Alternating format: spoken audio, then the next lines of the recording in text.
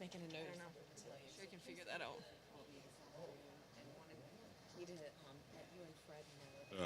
How much money did you lose? Only $22. Could have been a lot worse. The Chiefs winning helped. I had a lot of those stupid guy. What was the coin toss with tails? I had heads. Lost money on that. I had the Gatorade color being yellow. Of course, it was purple. Would have thought so. Just a bunch of dumb bets like that. I'm sure there were some people lost a ton. Yeah. Wait, I don't know. It just seemed like the Eagles did not play the second half. We're It seemed actually like at Mr. August's presentation open. I mean, I told, like I said, Grace. I watched it with Grace. My wife was working, and Grace is a Chiefs fan. I said, your team in trouble. First half, I said, they ain't looking. I don't know what was said and what was done, but they made the announcement. They couldn't stop Kansas City in the half. I think they scored every possession. Yeah, but it was just vice versa, just about the first half. I think they only punted once. Philadelphia, I think, they only punted once. It was also fun. He had that fumble. Sort of into a touchdown. What you think of that call where they hit that, Chiefs hit that guy? Was that a fumble or was that incomplete? Charlie, I thought it was how you doing? Sanders, the backfield. I thought that was So did I. Huh? That to me was a fumble. He already turned forward and started going forward. I said it was a split second, but there's that one, and then there was How's the grandbaby? another one on the Good. sideline. I thought How many you got? One. That's catch. One and that's done. the one. Yeah. Huh? I thought he was bobbling it. Hey, I don't know. I think it Hello. Hi. Madam President, how are you? is a rough one. You feeling good? Yeah. the kids you got. So, a minor. Hey, Christy Turner. Kim talked to you at all? Yes. Decided to stop. So we just And have it's to. not on. Yeah, if you just want to make a. And when we get to that 8 o'clock part, like, Hansfield. ask me if there are any changes. assume they I'll never say, hey, we're removing that one. Hansfield. Played 3 games. Apparently, they lost by 20. all their kids play. They got anybody out? They're all right convinced. Testing, testing, Good though. testing. Is that coming through? And the girls. Is that Did you need that the 16? question or not of what that was when you for that? Is it going through the Zoom? Here's 380. You ever follow any softball? That's the leave one, right? Yeah. I do a little bit. I was just going to say something like, Yes, but I'm having after an further issue here. research, pulling that back, a few more alterations. We'll bring it forth at the next part. All right. I didn't know. Yeah, I mean, Right. The East, I don't know about the West. Randy, do you hear it now? Let's leave. Monday. It's a very Monday. How old you Valentine? It was a great restaurant. I love that place. Yeah, I was never there before. I'm telling you, life needs payback on you, buddy.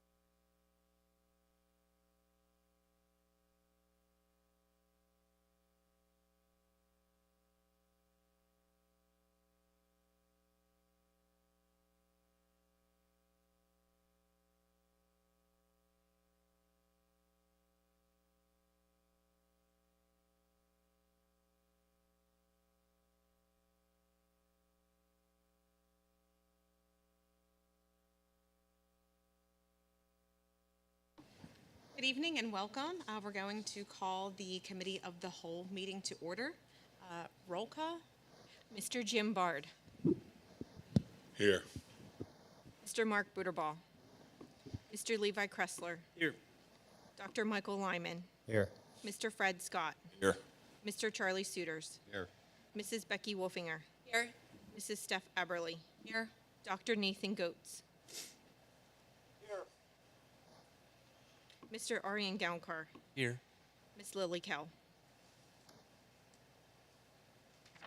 At this time, I'm going to turn it over to Mrs. Christy Lenz.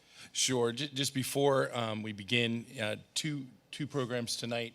There was a student presentation that we had scheduled, but there were some students that weren't able to make it, so we're going to push that back, which may actually be a good thing considering the lengthy things that we have to talk about today. The goal of this, I know this is new. Christy's going to give her budget presentation, take any questions from the board, and then I'm going to do my facilities update, take any questions from the board. If timing is off, our goal is to start at 8 o'clock. The actual meeting, we'll cut things off to begin that meeting. If we're a little short, there may be a little bit of transition time. Okay, Ms. Lentz.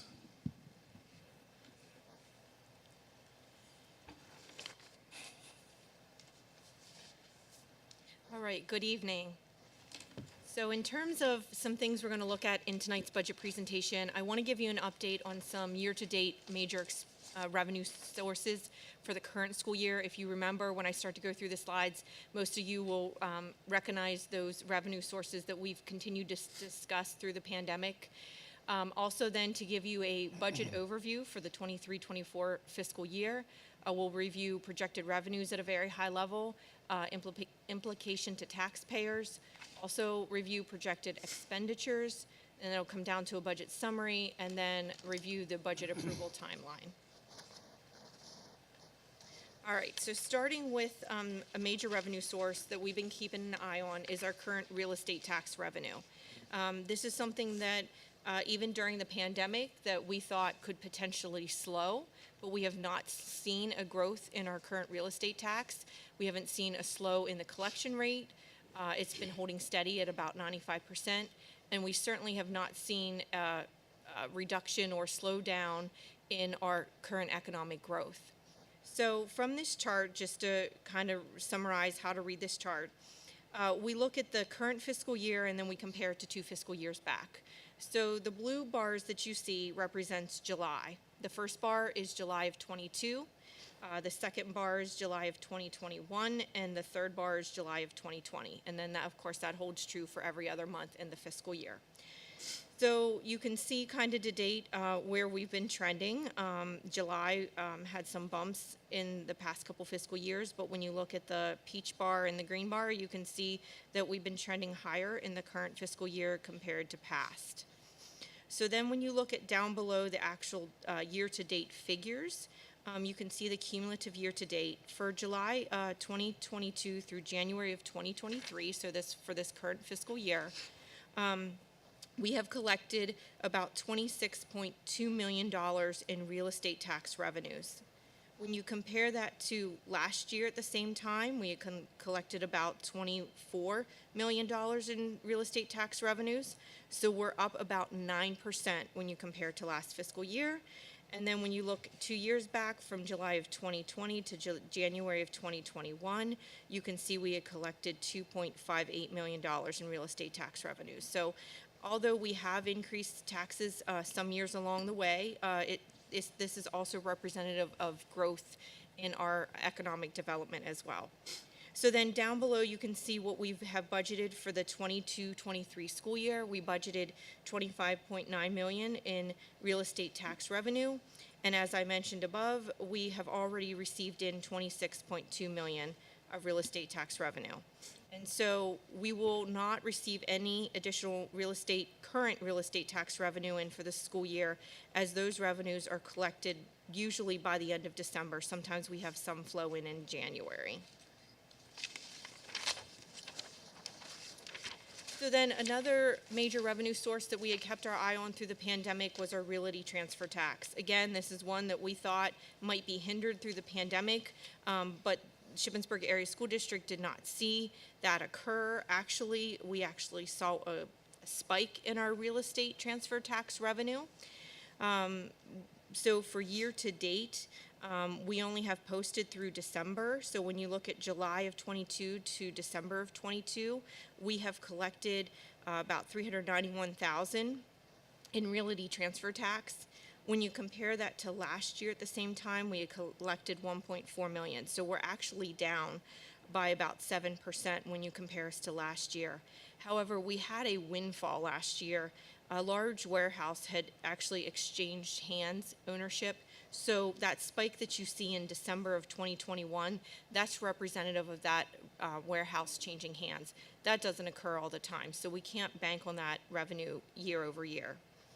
And then when you look at 2 fiscal years ago, July of 2020 to December of 2020, we had collected in 250,000. That's more what our historical trend has been.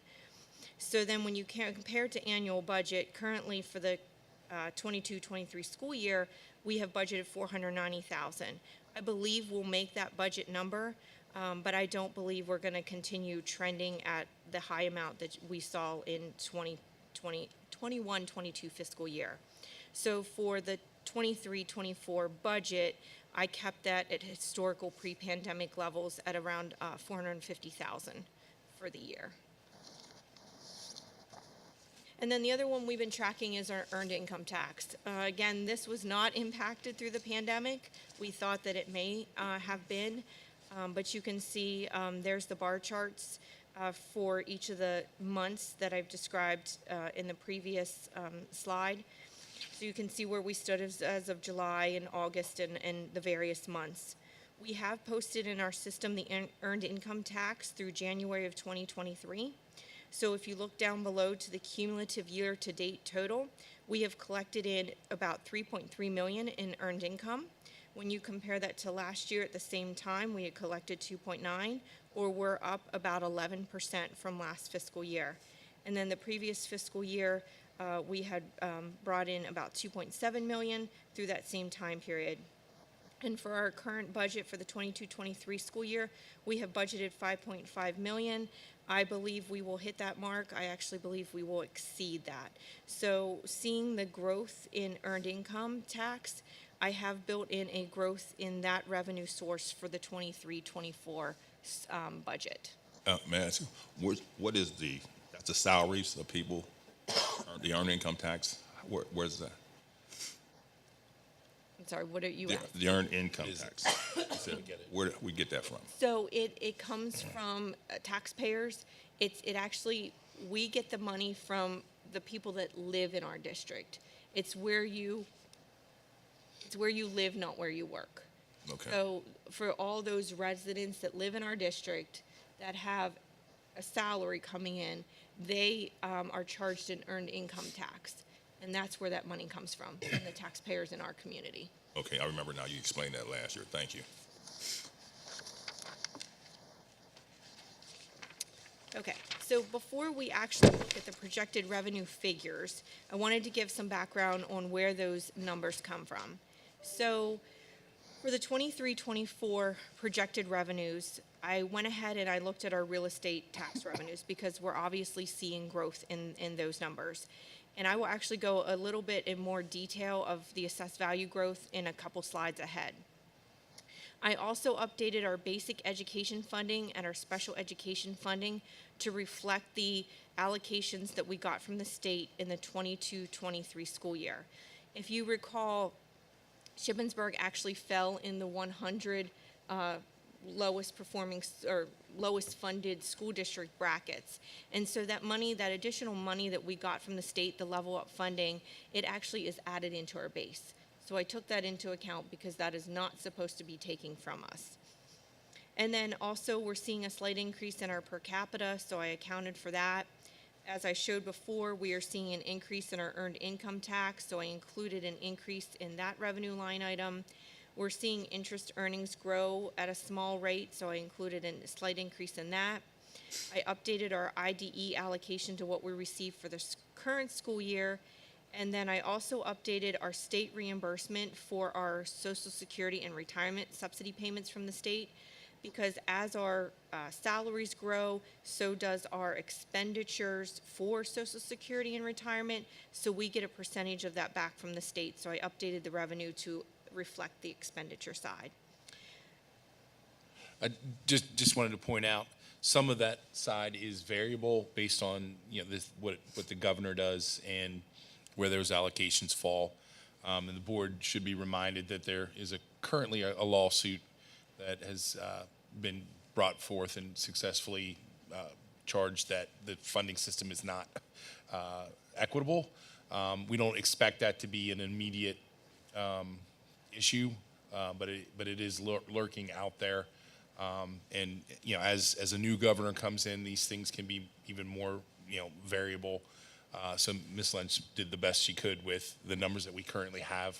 But I just wanted to let just point out again that some of those are unknowns at this point and are indeed projections. And just like Mr. August had pointed out, as we learn more information, if we get information in that we can include in the budget, we'll certainly do so. If not, we may look to the board in making recommendations on if we want to plug an estimate in on based on what the governor's budget reflects. Most of the time we don't get what the governor has proposed, but we usually get a portion of it. So we will continue to update our projected revenues and expenditures as we learn information in the upcoming months. But again, these are just projected at what we know at this point. So then I updated our state subsidy for orphans and court placements. We actually saw a small reduction in that. And then I also updated our grant funding for the ARP ESSER funding based on what we plan to expend in the 23-24 school year, so our expenditures match our revenues. And then some of the things that we kept status quo at this point is our interim real estate taxes. We don't see a trending growth increase in that, so we kept them level as pre-pandemic years.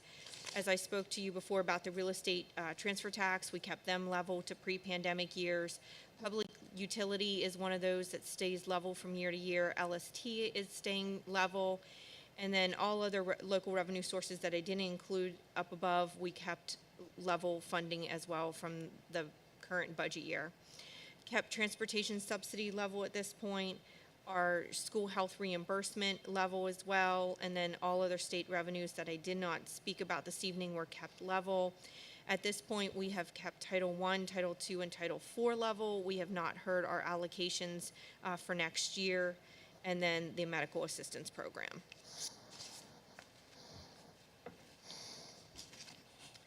So then I'm not going to read every item on this slide, but for the public and for the board, when I start talking about our revenue sources, I group them in high-level categories: local revenues, which will be the 6,000 function; state revenues, which is our 7,000 function; and then federal revenues, which is the 8,000 functions. And so this is just a reference slide that you can see. It isn't all-inclusive, but it's a high-level review of what is included in each of those pots of revenue sources. So then that brings us to our projected revenues. What do they look like at this point? So for our local sources, revenue sources, I provided to you what we actually received in 2021, or 21-22, so that's the first column. And then the middle column is what we budgeted for the current school year for 22-23. And then the last, I shouldn't say the last column, the third column is what we're projecting right now at this point for the 23-24 budget. And then the difference column is just the difference between the 23-24 budget and the 22-23 budget. So as you can see, we are projecting an increase in our local revenue sources of about $839,000, and the majority of that increase is our real estate tax growth, as well as our earned income tax. And then for our state revenues, we're budgeting an increase of about 1.1 million, and that's attributed to several things. We received additional state revenues in the current budget, so again, I kept those allocations flat, but that's an increase from what we had projected, because we hadn't projected all the additional revenues that we were going to get for the state in the 22-23 budget. So an increase in our BEF, basic education funding, an increase in our special education funding, and then, as I mentioned, the Social Security and retirement is actually reflective of what we budget for our expenditure side. So as our salaries go up, so does the cost for Social Security and retirement. And then also then the revenue side goes up as well. And then for our federal revenue sources, we're budgeting an increase of about 1.1 million, and that just is attributed to the ESSER money that we plan to spend in the 23-24 budget year. Then down below, just wanted to show you that we're keeping our collection rate flat at 95% for the 23-24 budget year. And then below that, you'll see our assessed values. And this is where you're going to find the growth that we're seeing in our economic development. So for Cumberland County, in the 22-23 budget, we had growth of about, or not growth, we had assessed values of about 1.4 billion. And then in the 23-24 school year, we're looking at growth of about 1.43 billion, which is a difference of almost $17 million in assessed value growth for Cumberland County. And then for Franklin County, you can see for the 22-23 budget, we budgeted a little over 107 million in assessed value. For the 23-24 budget, the assessed values have grown to about 108 million, which is a difference of about 1.3 million. And then as we always talk about the market value percentages or the STEP values, since we sit in a multi-county school district, each year they relook at these STEP values. And they can change from year to year, which can drive changes in our millage rate. So for Cumberland County, you can see that the STEP value has changed by about 0.87%, or Franklin County has went down by about 0.87%. So they're just reallocating the the market values in each of those counties. But where that plays an impact is on our millage rates.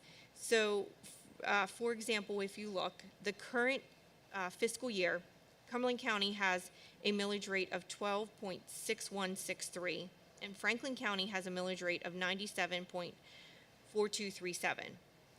If the board would not raise taxes at all, and based on economic growth and the STEB market values, Cumberland County, even though we're not increasing taxes, would actually see an increase in their millage rate because of the changes in the STEB value to 12.88. And Franklin County's millage rates would actually go down to 95.72. And then over on the last column, you see that if the board would raise taxes to the index, and this year the index for Shippensburg is 5.4%, the Cumberland County millage rate would be 13.48, and the Franklin County millage rate would be 100.16.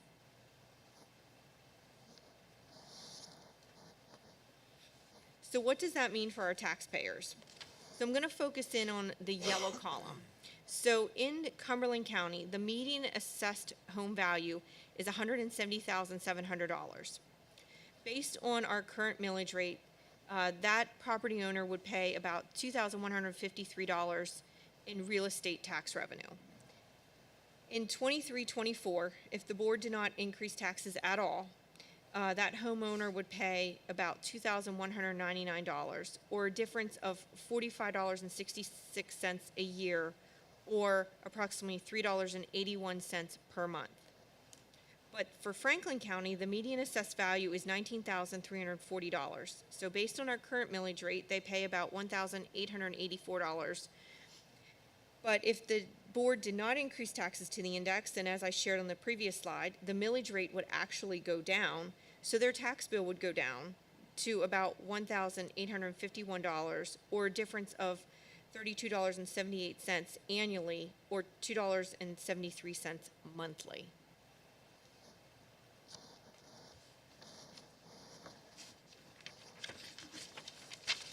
Okay, same scenario, but if the board would decide to increase taxes to the index, looking at Cumberland County based on the median assessed value, the annual cost increase to the Cumberland County taxpayer would be $147.59, or on average $12.30 a month. For Franklin County, again, if the board would increase taxes to the index, they would see their tax bill go up about $53 for the year, or $4.42 monthly.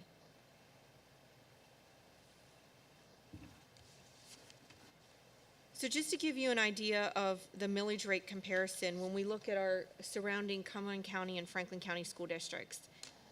So this chart is sorted. I have it split between Franklin and Cumberland counties. And then I have it sorted by the tax rate for the 22-23 fiscal year. So as you can see, the Cumberland County School District, with the highest millage rate is Camp Hill. Their millage rate is currently 18.4. And then in the, I'm going to say red area, pink area, represents Shippensburg Area School District. So you can see out of all the Cumberland County school districts, we are the third lowest millage rate. So what does that mean? If you lived in the Camp Hill School District, let's go back to the Shippensburg's median assessed value, just for comparison purposes. If you take our median assessed value and multiply it to Camp Hill's millage rate, the homeowner, if your homeowner sat in the Camp Hill School District, you would pay approximately $941 more per year in the Camp Hill School District. So then we'll take an example that's not quite as high as Camp Hill, but if you look at East Pennsboro School District, their millage rate is 13.61. So again, taking Shippensburg's median assessed value, timesing it by their millage rate, you would actually pay $125 more if you lived in the East Pennsboro School District. And then down below is the Franklin County School Districts and the comparison to those school districts. Of course, Tuscarora is at the highest millage rate at 129. You can see Shippensburg Falls is the second lowest millage rate. So again, just an example. If a median assessed value household of Franklin County, taking it times the Tuscarora millage rate, you would pay $643 more in Tuscarora than you do in Shippensburg. And then if you take Waynesboro as an example, you would pay $189 more per year based on their millage rate compared to ours.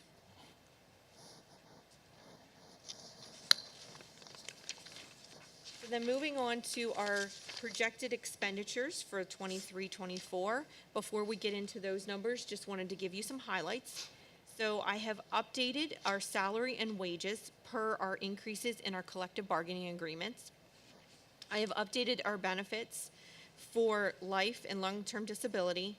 Medical, dental, and vision, they were estimated at this point as a 6.5% increase. Currently, we sit in a consortium for our medical, which is the majority of our benefits. And they had given us a projected increase of about 5.5%, but I bumped that up a little bit because I see that currently our medical benefits are trending higher than what was budgeted. So I'm not sure where our end rate will be settled for next fiscal year, but we will monitor that, and the consortium that we sit in will actually finalize those rates in the March-April timeframe. So we will know a true cost for medical. I'm hoping it'll come in at less than 6.5, so we can pull some money out of the budget, but I was conservative and put a 6.5% increase in for those three categories. And then tuition, of course, that's part of the collective bargaining agreement. We're never sure how many teachers might elect to take that benefit, so we have to estimate that area as well from year to year. We've looked at our department budgets and included that information. We've looked at our substitute costs and overtime costs and estimated that based on historical information. As for personnel, we did not add any new positions that the board was not aware of. However, we have added new positions in terms of when we compare to last budget year. So the last budget, or the current budget we're sitting in, 22-23, there was not any money budgeted for an SRO. So of course we have money budgeted for an SRO in our 23-24 budget. We also have the foundation executive director. So I've included that in the 23-24 budget, as well as our 4 7th grade teaching positions. And there were several positions that had been approved after the 23-24 budget. So if you remember, we had approved an ag teacher. After we approved the 23-24 budget, we just hired a second ESL teacher that was approved by the board at the January 23rd meeting. We approved a compliance monitor shortly after the 23-24 budget, 2 noontime aides at the intermediate school. And then I have updated our expenditures to reflect what we project to expend in our grants in ESSER and Title I, our federal programs. Updated the expenditures to reflect our historical utility expenditures. We have estimated increases for general property and liability insurances from our carrier and also legal fees. And then some of the things that have remained status quo at this point is our cyber charter school tuition. I have not had a chance to really delve into that, to project out that number yet, but I will say, even though it's not a big decrease, I have seen a decrease in the number of students enrolled in cyber charter school. However, our tuition goes up every year. So till I analyze that, it may be a wash, it may be a savings, but as I have a time to analyze that, that is one thing that we will bring forth at a future budget and finance meeting. Of course, debt service, we're remaining status quo. We want to leave that money in there so we can continue to borrow for these facility projects. Our school building budgets have remained flat at this point until we have a chance to delve in and look at those budgets. Just a reminder that Memorial Park, our rental agreement does expire in May of this year, so I left that flat. I'm not sure where that may end up, but we may have to make adjustments to that. And if we have any pending retirements, I know of one, but if we have future pending retirements, those have not been built in the budget at this point yet either. Okay, so then similar to revenues, I'm not going to read these, but when I go over our expenditures, I'm going to look at it in high-level object categories. So when I talk about the 100s, that you can see represents salary, wages, you know, all that. So I'm not going to go over this. It's just for your reference, if you want to reference back to what is included in each of these expenditure categories. So as you can see, high-level review showing you where our actual expenses landed for the 21-22 school year. Then there's the comparison of the 22-23 budget and what we're budgeting currently for 23-24. And then the difference column is just the difference between the 23-24 budget and the current 22-23 budget. So you can see salaries are going up. That's just a driver of our negotiated collective bargaining agreements, so I've included all those increased wages for the different staffing groups. As I said before, we're projecting an increase on our medical, dental, vision at 6.5%. Although the PEASER's employer contribution rate is not increasing this year, actually it's decreasing from 35.26% to 34%, which is good. This is the first year in a long time that that's decreasing. We're still actually seeing an increase in those expenditures just because of an increase in our salary and wages and additional positions that we've added to the budget. So that you can see that's the main increase of $700,000. And then we're looking at an increase in our 300 object code of about $302,000. That's mainly for the SRO, our contracted substitute costs, and the executive director of the foundation is included in that line item. As for our 400 category, purchase property services, you see that's going up by about 1.4 million. That has to do with the middle school construction. So that's projecting that we're gonna spend about 1.5 million in ESSER funds in the 23-24 budget year because we are gonna be paying out some of that money in the current fiscal year as well. And then the 500 category, that's going up about 1.1 million. That's mainly due to special education costs are projected to go up just shy of $1 million for next year. Transportation is going up by about 200,000.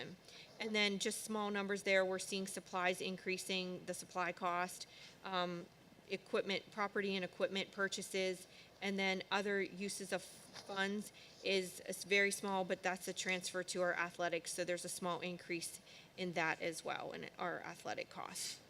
Excuse me, on the special transportation, I mean, when I first got on the board, we weren't asking for reimbursement for special education transportation. Are we doing that now?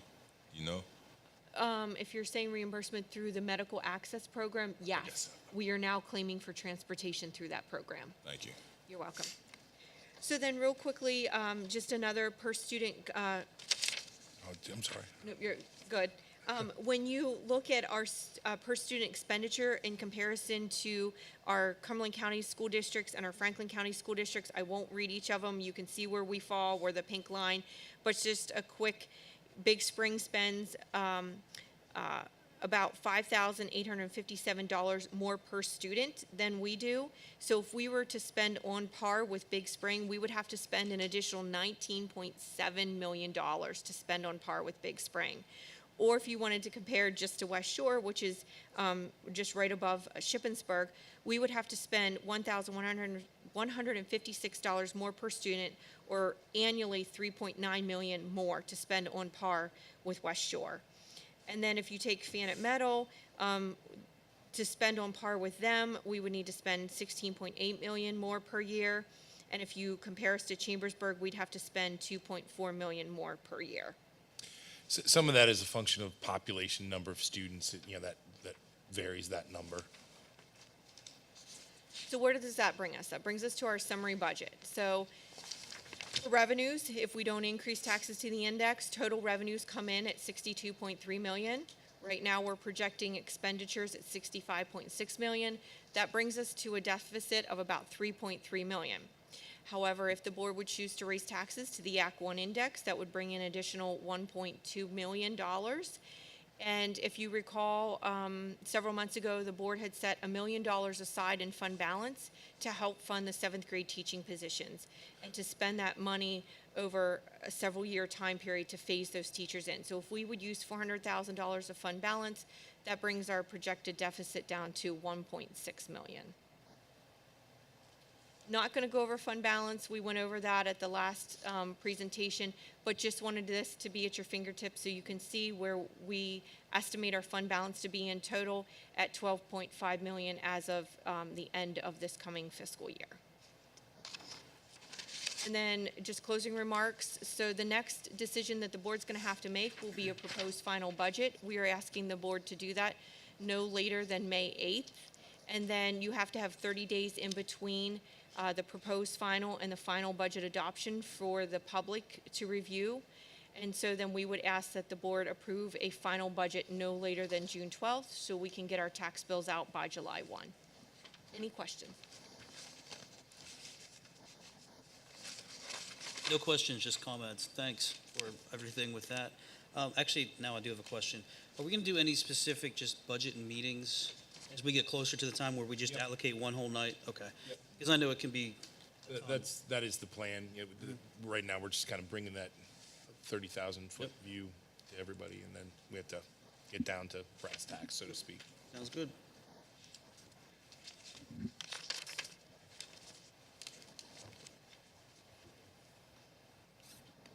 No other questions for Ms. Lentz? Mrs. Lentz? Thank you.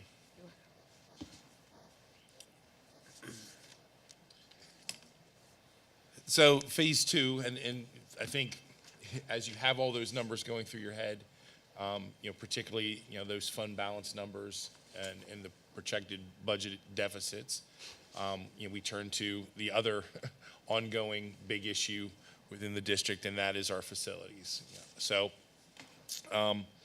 the context that Christy shared with you, keep that in the back of your mind as we kind of roll through these different options, okay? Right now, most of you have seen some versions of this. I had a meeting with EI today to kind of get a little firmer on some of the numbers. They are coming in 2 weeks to kind of do this is the solid projections for these options, okay? My goal is to get a recommendation on facilities to you for a vote so that we can move forward. Hopefully, I need to investigate all the things that need to happen in order for me to craft that. But I would like that to be in the first of March board meeting. The key to this presentation is about decision points. And so I've kind of made it, structured it so that we're considering individual options, all of which are interconnected to one another. But nevertheless, once we make decisions on these things, the path forward becomes more easily discerned. So those 4 decision points are the length and amount of the borrow. You may remember from PFM's presentation, we had 3 potential borrows that are available to the district of varying amounts and varying lengths of time. 2 are for 20-plus years, somewhere between the 20 and 25-year range. The other one has a strict 20-year payoff, but that is the lowest amount. The other decision point is how far off the district wants to project our enrollment and have facilities that match those projections. So the 2 choices there are, depending on what other decisions are made, the district, due to our enrollment, you will remember that when EI presented their enrollment projections, we have a steady increase over the next 10 years, which is if you're going to have an increase, slow and steady is the way to go, as opposed to massive influxes at one time. Nevertheless, those projections do present us with some challenge in our facilities, which in some places are already deemed to be fairly crowded, and also in need of some significant upgrades. So that solution length is either 3 to 10 or a construction project that basically allows us to see those enrollment projections as real and be in a good spot for 10-plus years. The other question before the board is particularly relevant from this first presentation is in order to complete the constructions that we have on the table, not everything we want to do, but a lot of what we want to do, we have to make decisions around how much money out of fund balance we're going to use to supplant or supplement that construction, those construction projects. And lastly is the question of realignment, whether or not we would move from grade centers to a K1, 2, 2, 3, 4, 5 situation, or not. So that one's really kind of binary. But any one of those buttons that we push impacts the others, okay? So those are the decision points that the board needs to consider moving forward. So first decision point, you may remember, we have the opportunity, based on PFM's presentation, which is a snapshot in time. Interest rates could change, which would change these numbers. So just bear that in mind as we move forward. We can do a $32.7 million borrow for 20 years. I do need to point out for the board and those folks that are listening, one of the goals that we're trying to maintain here, one of the many decision points is, do we want to have level debt service, which means we currently pay $3.4 million a year on our debt. We don't have $3.4 million of facility debt. We have been paying our debt, but putting that other piece in our budget so that we can build up our fund balance for future construction projects. When we hit those facilities and they start to take shape, we will be paying that, but we're currently budgeted at that level, okay? The $36.8 million is for a longer borrow, 20-plus years, but not much beyond that. It also has the level debt service built in. And finally, $40.8 million for a longer borrowing period, but that would add $300,000 to our budget annually for 20-plus years. I highlighted green because in so much as I have a recommendation at this point, I'm basing these options off of that number because that number gets us the biggest piece of the pie and allows us the most flexibility to complete projects. I am not, and I don't think anyone that just saw Christie's presentation, thinking that adding to our debt service is viable or sustainable. So that one's kind of off the table. The $32.7 million may be an option depending what other decision point buttons we push. But right now, what you're going to see is based off that middle number. So decision point Number one is what I just described, 3 to 10 years on enrollment projections, 10 plus years based on enrollment projections. Just reminding the board, those are projections. We don't know what the future holds, but that is our best guess from experts who do that for a living, and that's what they see happening. Decision point number 2, well, let me back up to this one. So this is really planning for the near term and the long term solutions, and these are based really, when these are heavily reliant on the decisions that are made around realignment. So just keeping that in mind, that there's a huge connection between this decision point and the others in that particular one. The next decision is the fund balance construction efforts, the amount we need to pull out. When we get to the individual options, you'll see where that number is.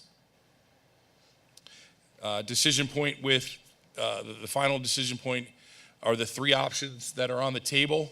That is status quo, no realignment. If we choose that option, then if we press that button, then certain other things click into place. The next is the K1 building, the 2-3 building, and then the last one is the 3rd grade reconfiguration, moving them out to SACE. I should point out that we currently do not have drawings or much on the architect side for K1 building, K2, grade realignment in the middle, and we have no drawings for the 3rd grade to SACE, which is okay depending on what option we pick, because if we do that realignment, we won't have to make that decision on the actual what those buildings look like immediately. We will have some time. So I wanted to kind of throw out what absolutely has to get done, and some recommended cost. The top 2 are kind of costs that we know, and the bottom one is kind of my compromise to move forward around athletics. The high school project, which I'll detail here in a second, is currently sitting at $22.6 million. The middle school, that $14 million is already underway. Okay, that I'll talk about. We in these plans are budgeting an additional $2 million of some additional minor facility construction there. The athletic side is a combination of what we could improve at our own site with some monies that might be set aside for improvements at Memorial Park. Okay, so 6.5 million is the up to 6.5 million is what I've kind of thrown in there as what I believe is a realistic number to address our athletic concerns. Okay, so just a quick review of this. The teal is renovation, and if you recall, that's a renovated gym, which many folks are aware that is very desperately needed, and so some improvement to the seatings, renovating the wrestling room, the locker rooms, renovating the back end there, and renovating that back vestibule to allow for students to arrive and enter the building there and not have to walk the entire way around the building. Whoever designed the high school and put all the parking in the back and the entrance in the front, I'd like to have a word with them at some point. The blue is brand new construction. That is an increased cafeteria capacity. That is an upgrade and an addition for family consumer science off the top, as well as improvements to the performing arts part of our building.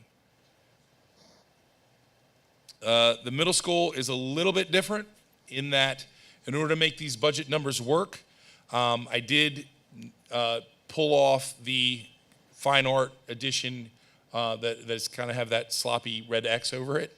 It makes the numbers work a little bit better. I go back to that saying, everybody gets something, nobody gets everything. The middle school is getting what you see in blue currently, That is the construction that we're hoping to get done, and those additional teachers that we're paying for out of this budget. The part plus a parent loop that is not listed there, which should greatly impact the traffic flow for that building, and I think solve a lot of headaches for a lot of people. The purple, minus the one that has the red X over there, are upgrades to the pupil service area in the front of the building, and a better entrance at the back, and including some space back there as well. Both are extreme, both are needed to improve the functioning of the building, in my opinion. So option one. So what you see in red are the buttons that I'm referring to. Those are the decisions that the board will need to make. If we do the K1, 2, 3 alignment, we would, this is the outcome of that. We would borrow the $36.8 million. We would be looking at all the high school renovations that I talked about, and setting aside $6.5 million for athletic upgrades on our campus, which I believe should include, in my opinion, at least the track, turf, lights, or some combination of those, with infrastructure in place to expand as needed, and having some money set aside to make Memorial Park playable for transition period until we're able to complete that project, whatever decisions the board make moving forward. In order to get this to work and reach our enrollment capacities and be good space-wise for 10 plus years, we're going to need 4 classrooms at Byrd, 4 classrooms at Grayson.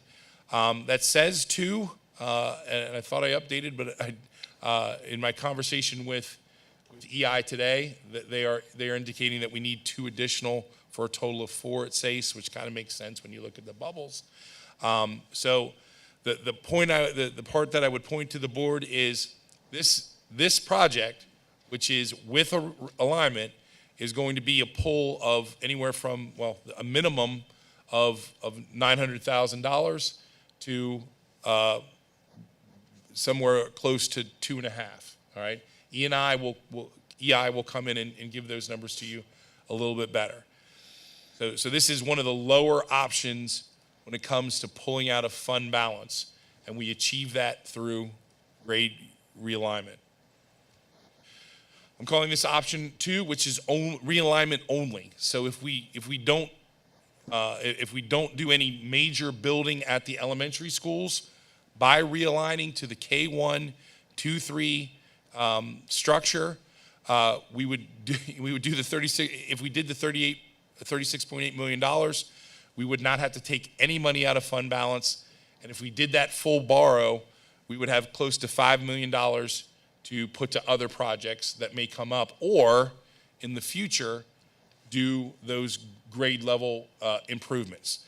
I would just, so the solution to this is a 3 to 10 year solution, which may be great, depending on how those enrollment projections play out, but it may put future boards at difficulty as that clock begins to tick down closer to 10 years. We may feel the pressure at the elementary levels to expand. We may not be in a position to expand at that time. Don't know, that is 10 years off, but realignment alone essentially kicks that can down the road and gives us some time to consider. We would have to do some minor adjustments to those buildings. So this is the third. So this is the option number 3. In my talk with EI, our original estimate of 15 classrooms is looking to be more like 20 at that site. You obviously by now can see what has to happen in order for this to be a thing. This is the option that would require the most pull from fund balance to make happen, and we do not currently have plans for this, and this does not account for upgrades to cafeteria spaces, parking, and other, adjustments that we might need. And an argument could be made that with 3 grades in one building, an additional administrator would be required in order to manage that building. Option number 4 is no realignment. If we keep our current grade configurations, this was also updated into a better light in some ways. In my original talks with many of you, we were talking about 8 classrooms per. EI is saying 6 at both Byrd and Grayson for a total of 12 classes, and 4 additional classes at SACE. I did not update the fund balance to this, but we think it's going to be around a $5 million pull out of fund balance. EI will be able to get that number a little more accurately. So questions from the board on any of that information? When you say between 3 and 6 or 3 and 10 For, for the length of time solutions, yes, sir. all right. There's that's a lot of area between from 3 to 10. I'm just wondering, are we prepared to? What if we can't wait 10? What if we don't in 5? Will this thing allow us to do anything in 5? So this is the option that gives us the most flexibility, in that if we realign, then we get that bump of 3 to 10 years, and we potentially have either time within this current borrow to do those classrooms, or having not borrowed our maximum amount, we would maybe be able to do a smaller borrowing to address that. Reminding the board that despite the Auditor General's latest report, your fund balance is one of the factors that goes into how much money you can borrow, that you're allowed to go out and get. So a little hard to project out, Mr. Scott, but this is the one that gives us some flexibility if those enrollment numbers don't hold true. I would just remind the board that we did see that spike this year. But we've seen spikes before. I have no reason to believe that those enrollment projections aren't accurate based on the information that we have now. But 10 years is a long time, and a lot of things can change. So it's really like, are we doing this at one big punch, or are we going to are we going to press the realignment button and make that, put us in a position down the line, to potentially have to add on at a later date? Can I see one again, please? Yes, sir. So, And just a caution to everyone, these are rough yeah, I numbers understand. Yeah. that EI will firm up. So do we know, when do we expect the EI? EI presentation is 2 weeks from now. Okay. So can I ask, on option 1, it shows 4 classrooms for Byrd, 4 classrooms for Grayson, and you said that should be 4 for SACE? Yeah, I put that down after my Okay. conversations there. So to me, simple math, that's 12 classrooms, 12 classrooms, right? Yep. So why, if for that version, 12 classrooms, but if we're doing 3rd grade, would we need 15 to 20? So EI and I talked about that. So I think that I'm trying to remember what they said. So 15 gets the core there of those of 3rd grade, but you have other needs that you have special ed needs, you have Title I needs, so you're automatically EI will be able to answer that question. That is when I will get to them. I don't recall the answer to that, Mrs. Wolfinger, at this moment, but I will get that I will make sure EI includes that in their presentation. Well, and I would be interested to know with realignment, because I sent out the board, kind of like if you did it to the schools right now, what class sizes would look like. So I would really like to know what the class sizes will look like, according to policy 20 to 24. And I can't see my numbers. And again, I'm a simple person, so I do simple math. They're going to balloon when we do this, and 10 years from now, they're certainly going to be way, way above what district policy is. So, Right. So part of my conversation with EI was to have them do a better explanation of what realignment, how it benefits Okay. us. Because they have the room usage maps that kind of show you what the needs are. Right. Two things come in mind. One is the grade reconfiguration allows us to do what I would call balance the bubbles. So when we get high growth or one class has a lot of students in it, when they're in two different buildings, we're not able to spread that among larger number of classrooms. Also, our growth is not symmetrical. Grayson and Byrd are not growing at this exact same rates, nor would we expect them to. So that's one of the things that we have to be aware of. Our growth is more at the Byrd location, which makes it harder to balance that, or we get into the shuttle business, as I've talked to with a couple boards members about, where a kid who's assigned to living in Byrd attendance zone goes to Byrd but gets on a bus and is taken to Grayson. Not an ideal situation. I've lived it, and I don't love that. My other question is, in regards to option 3, I notice on there it says 3 to 10 years, but how, if we're adding the space that we need for the future growth, is that one only a 3 to 10 year option if we're literally dictating how much space we're adding onto it? So I think that according to EI, and they, again, will explain it better, that this solution is more of the status quo, not in terms of it's meeting that realignment. It's realignment that meets the projected growth, but doesn't really speak to what's going on. So this meets our needs for 3 to 10 years with the third grade moving out there. So what this option does for us is we're actually overbuilding with this option, because we will have substantial space at Grayson and Byrd by taking those classrooms out, and we're technically overbuilding a little bit. And we could bring programs in. We could bring in host. The IU is constantly looking for space for programs. So we could host more of those things in our building. I don't know that that's a real cash driver when compared with borrowing. Doing that through a borrow is tough. However, when I talked to EI, they said this was the most expensive option for us. They also indicated, and this stands true for Byrd and Grayson, that SACE was built with the idea of being expanded onto. That is true. It was not built with the idea of adding 15 to 20 classes. So it does have capacity to grow. How that looks is going to be an architectural problem for them to solve, okay?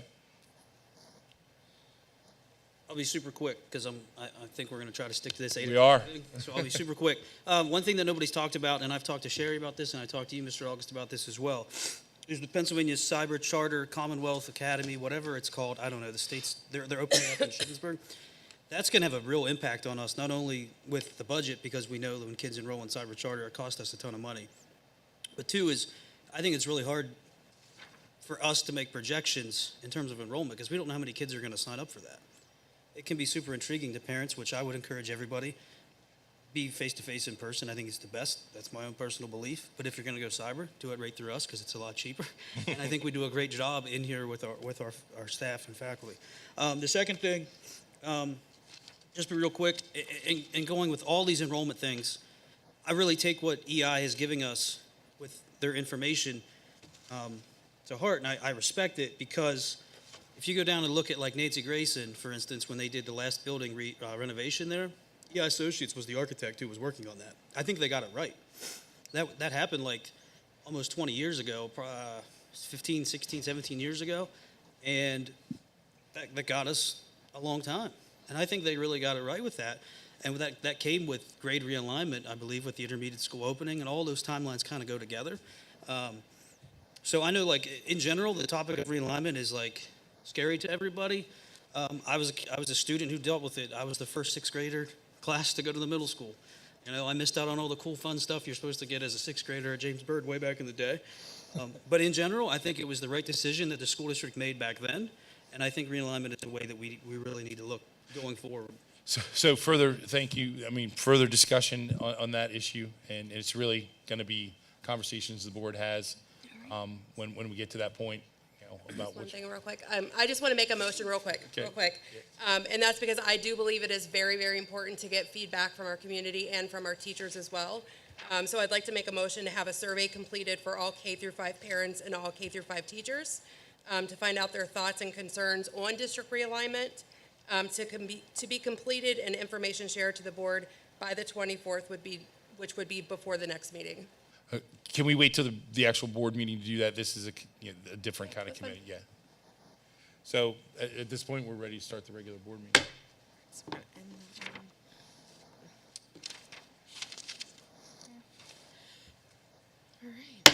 All right, so moving on to the planning and action portion of tonight.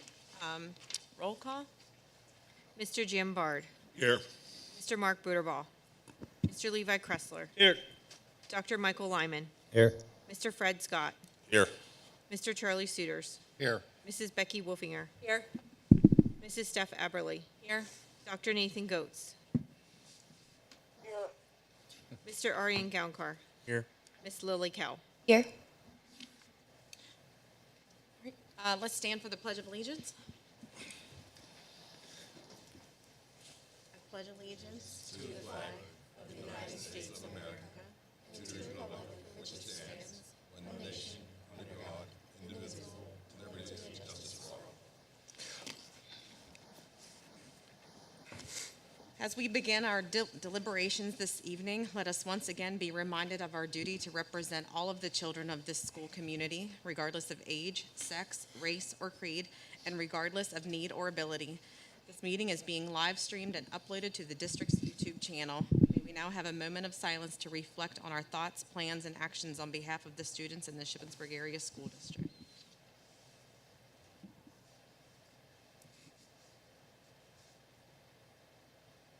Moving on to our second moment of silence for the Delaney Polka, a 2015 graduate. Larry Bruce Holtree, a 1969 graduate. Jack Porter, graduate.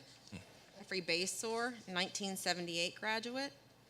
Raymond Luffy Jr., brother-in-law of Deborah Luffy, Shippensburg High School principal.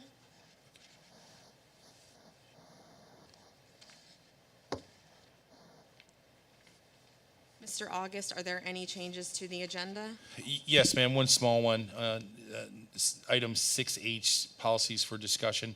You know, at this point, we'd like to remove policy number 338.1, compensated professional leave, from discussion. You know, there's a couple tweaks we need to make to it that Kim found that would be beneficial. So we'll have to pull that for now and get it back on for discussion once those changes are made.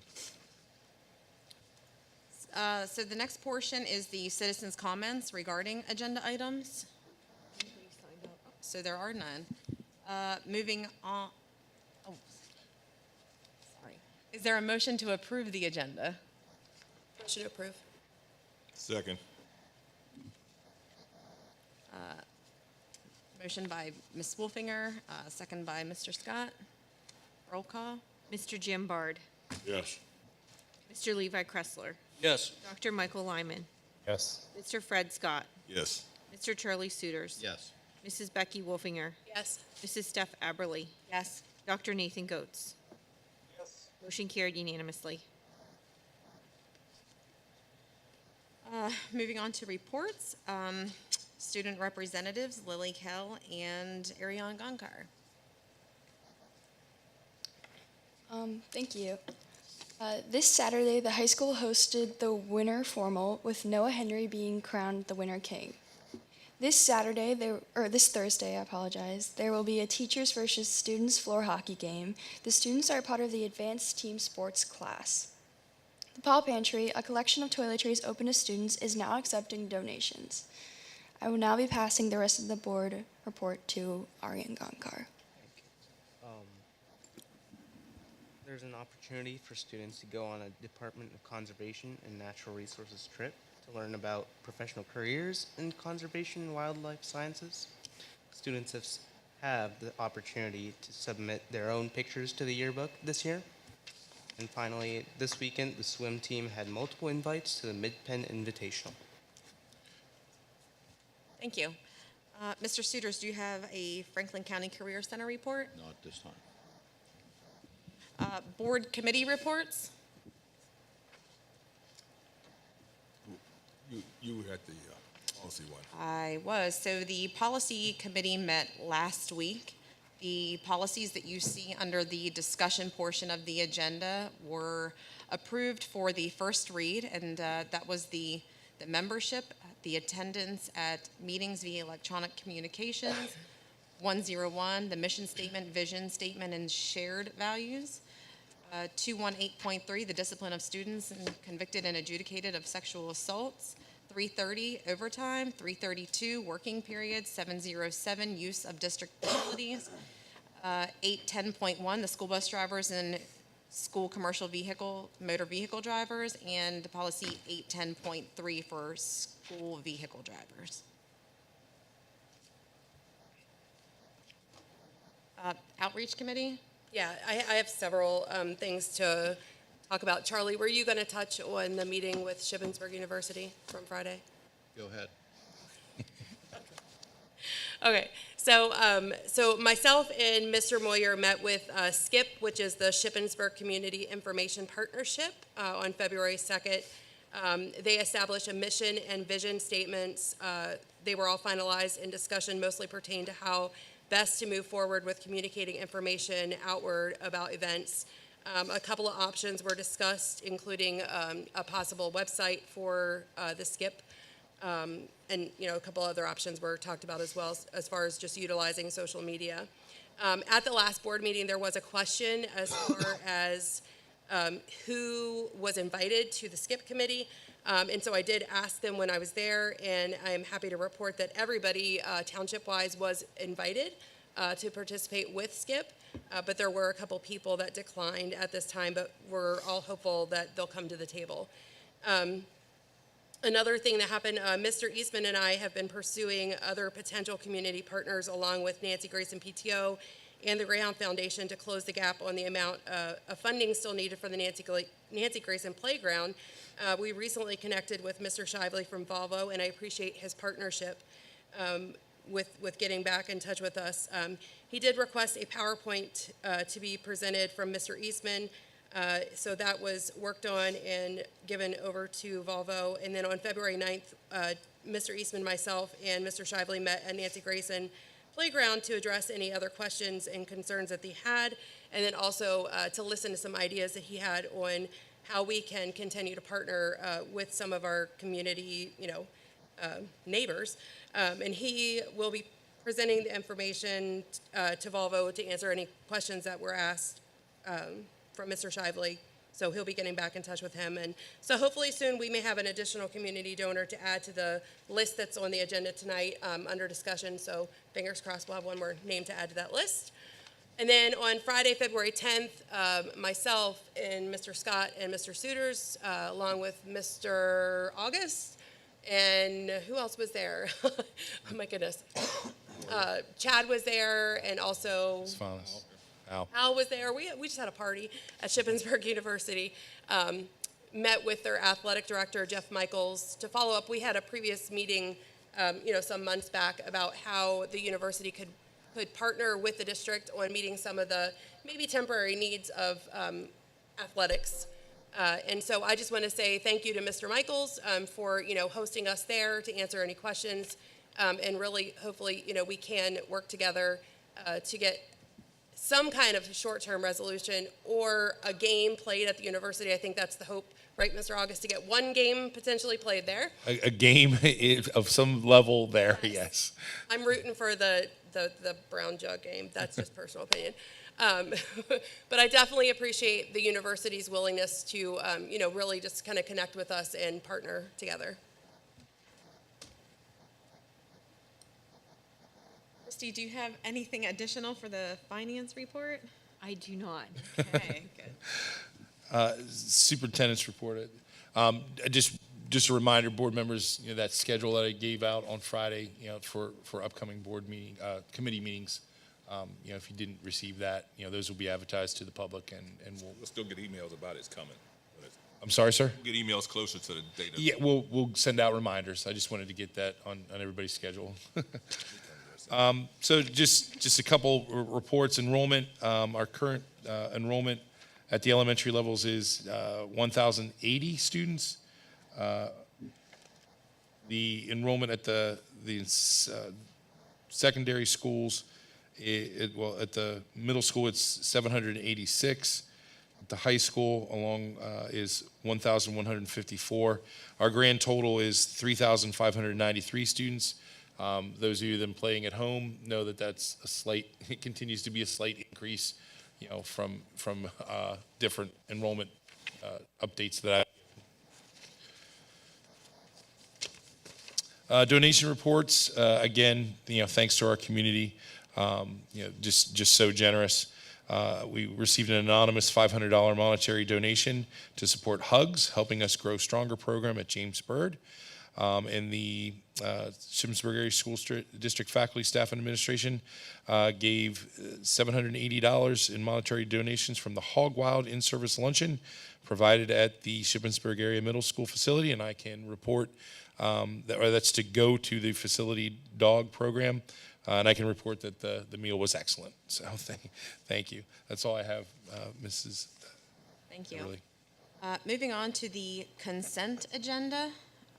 4A, recommended approval of the minutes as presented that are attached.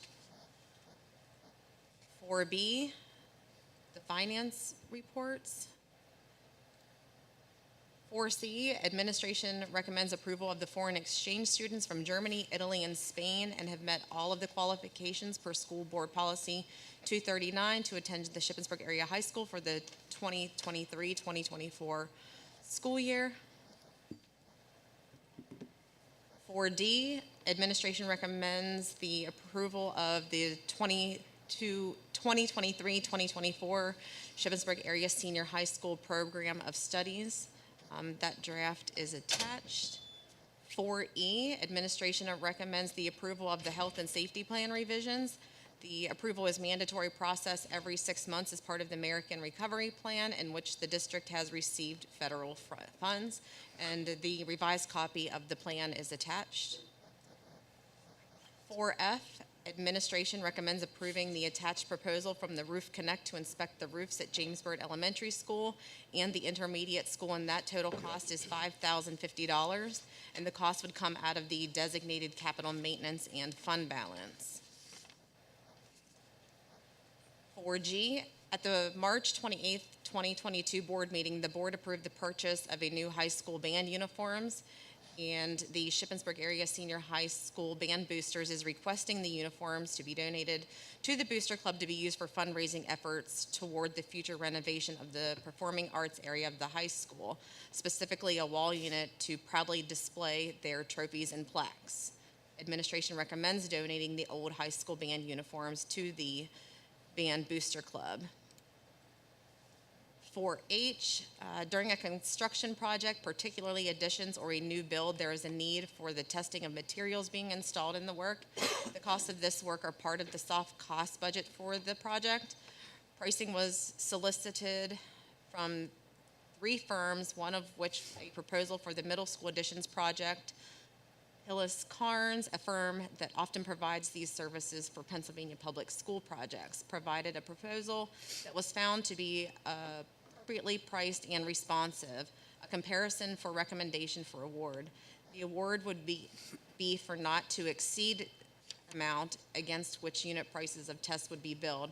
The district will pay for only the tests needed and may extend the amount only if needed as the project progresses to completion, or to extend services to include site work at the middle school to be bid at a later date. Administration recommends award of a contract for materials testing for the middle school additions project to Hillis Carnes Engineering Associates in an amount not to exceed $17,500 based on the proposal dated December 30th, 2022, and the unit costs contained therein. 4I is the Giza amendment. At the October 24th, 22 board meeting, the Board of Directors approved the amendment number 2 to our Guaranteed Energy Savings Act for work at the middle school in the amount of $2,188,403. Per the discussion that occurred regarding the agenda item, it was proposed that the language be included in this amendment to allow for the district to remove the scope work related to the redundant underground electrical feed for the high school until January 31st, 2023, as the district is considering replacing the current generator at the high school with one that would be able to provide a larger scope of electrical service to this building. This approach provides a much more effective use of district funds. The updated documents shared under the superintendent's report at the November 14th, 2022 Planning and Action meeting provided the option to remove the scope of work for the redundant underground electrical feed for a reduction in costs of $134,447. They are attached for easy reference. Administration recommends a motion to approve an amendment to the Guaranteed Energy Savings Act with Reynolds Energy Savings, Inc., doing business as Site Logic Energy, to remove the redundant underground electrical feed from the scope of work. The election to remove the scope of work was provided for in amendment number 2 for a credit of $134,447, thereby reducing the cost from $2,188,000 to $2,053,000. The final form of amendment number 3 to remove the scope of work for a credit of $134,447,000 will be prepared after board approval and shall be subject to final approval by the administration and solicitor. Item 4J, the agreements between New Story and Carlisle for special education services. New Story Schools operates a private licensed school in Carlisle, Pennsylvania. New Story provides intensive academic and behavioral interventions for special education students.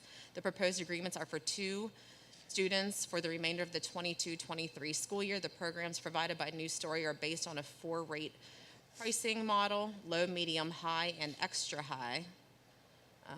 Is there a motion to approve items 4A through 4J? Fred Scott makes a motion between 4A, whatever. Motion made by Mr. Scott, Second? second by Dr. Lyman. Discussion? Roll call? Mr. Levi Kressler, Yes. Dr. Michael Lyman, Yes. Mr. Fred Scott, Yes. Mr. Charlie Suiters, Yes. Mrs. Becky Wolfinger, Yes. Mr. Jim Bard, Yes. Mrs. Steph Eberly, Yes. Dr. Nathan Goetz. Yes. Motion carried unanimously. So item 4K and 4L is personnel. There's a lot of personnel changes. I'm not going to read through each and every change. However, if the community wishes to see what those changes are, you can do so by visiting the district website and clicking on the school board tab, scrolling down. Click on the About Us, scroll down to School Board, and then click on the agenda, and you can find all of those changes there. Is there a motion to approve items 4K and I? Motion L, approved. sorry. It's Fred Scott second. Motion made by Ms. Wolfinger, second by Mr. Scott. Discussion? Roll call? Dr. Michael Lyman, Yes. Mr. Fred Scott, Yes. Mr. Charlie Suiters, Yes. Mrs. Becky Wolfinger, Yes. Mr. Jim Bard, Yes. Mr. Levi Kressler, Yes. Mrs. Stephanie Eberly, Yes. Dr. Nathan Goetz. Yes. Motion carried unanimously. All right, moving on to the action agenda. Item 5A is the memorandum of understanding between Shippensburg Area Education Association and the Shippensburg School District regarding long-term substitutes. Administration recommends approval of the Memorandum of Understanding with the Shippensburg Education Association requesting waiving the 30 consecutive day provision and continue to pay the bachelor's step 1 of the salary for those long-term subs who have worked a minimum of 30 consecutive days in one vacancy and moved to another temporary vacancy with no break between position. A copy of the MOU is attached. Is there a motion to approve item 5A? Motion to approve. Motion by Mrs. Wolfinger, Fred Scott, second. second by Mr. Scott. Discussion? Roll call? Mr. Fred Scott, Yes. Mr. Charlie Suiters, Yes. Mrs. Becky Wolfinger, Yes. Mr. Jim Bard, Yes. Mr. Levi Kressler, Yes. Dr. Michael Lyman, Yes. Mrs. Steph Eberly, Yes. Dr. Nathan Goetz. Yes. Motion carried unanimously. 5B, job description for the Assistant Superintendent of Schools. Administration recommends approving the job description for Assistant Superintendent of Schools. The job description is attached. Is there a motion to approve item 5B? Fred Scott, make a motion to approve. Motion by Mr. Scott, Second. second by Mr. Suiters. Discussion? I just have one question, and I think I asked this before, but I don't remember the answer. What is a rough timeline or estimate to hire? The reason I ask is selfishly, I want to hold on to Dr. Moyer as long as I possibly can. So I think any process that we would go through would take us through this school year before we would have someone actually on board, given the interview process, the approval process. Any likely candidate would have up to 60-day hold on them. So that puts us probably, to at least to the end of the school year, so we can keep Dr. Moyer around. Sounds good, sir. Roll call? Mr. Charlie Suiters, Yes. Mrs. Becky Wolfinger, Yes. Mr. Jim Bard, Yes. Mr. Levi Kressler, Yes. Dr. Michael Lyman, Yes. Mr. Fred Scott, Yes. Mrs. Steph Eberly, Yes. Dr. Nathan Goetz. Yes. Motion carried unanimously. Item 5C, policy approval. The following policy is being presented for second read and approval. Policy 701.1, naming rights. Administration recommends approval of the attached revised policy. Is there a motion to approve item 5C? Motion to approve. Motion made by Mrs. Wolfinger. Is there a second? Fred Scott, second. Second by Mr. Scott. Discussion? Roll call? Mrs. Becky Wolfinger, Yes. Mr. Jim Bard, Yes. Mr. Levi Kressler, Yes. Dr. Michael Lyman, Yes. Mr. Fred Scott, Yes. Mr. Charlie Suiters, Yes. Mrs. Steph Eberly, Yes. Dr. Nathan Goetz. Yes. Motion carried unanimously. 5D is the revised escrow agreement with the Borough of Shippensburg. Mrs. Eberly, if I might just give a little explanation. There was a bit of a snafu on the borough side. This is a procedural thing that just needs board approval. It doesn't really have much impact. It's just where the escrow is going to be housed. It doesn't really have any benefit or detriment to the district. At the January 9th, 2023 Planning Action Meeting, the Board of School Directors approved an escrow and security agreement with the Borough of Shippensburg as part of the middle school construction project for the addition of new classrooms and renovation expansion of the cafeteria. The borough has notified the district that the escrow agreement revisions and the security agreement is no longer needed. The revision was due to a change in the security holder from F&M Trust to the Borough of Shippensburg. The revised agreement has been reviewed by the district's solicitor. Administration recommends approval of the revised agreement as attached. Is there a motion to approve item 5D? Fred Scott, make a motion to approve. Motion by Mr. Scott. Second by Mr. Suiters. Discussion? Roll call? Mr. Jim Bard, Yes. Mr. Levi Kressler, Yes. Dr. Michael Lyman, Yes. Mr. Fred Scott, Yes. Mr. Charlie Suiters, Yes. Mrs. Becky Wolfinger, Yes. Mrs. Steph Eberly, Yes. Dr. Nathan Goetz. Yes. Motion carried unanimously. 5E, purchase of property. A motion to express the district interest in the office building at 9318 Molly Pitcher Highway, owned by Dr. Dean Burkholder, and to authorize the administration and the solicitor to begin discussions with Dr. Burkholder. Is there a motion to approve item 5E? if I may, Ms. Eberly. Just to remind the board from an executive session, you know, the needs of the district are great. And this move, in order to upgrade the district administrative office and free up spaces within the high school, this is what this move is. This is just a discussion. It is not an approval to move forward. That would be a separate vote. Just a reminder to the board, the estimates to upgrade the district office, to renovate the current district office was a $6.4 million endeavor. The option to build a new administrative office off of Nancy Grayson was a $3.3 million endeavor, which may not be a function anymore if we build classrooms off Grayson. That was the spot reserved for that. This is the lowest possible option to get improved facilities.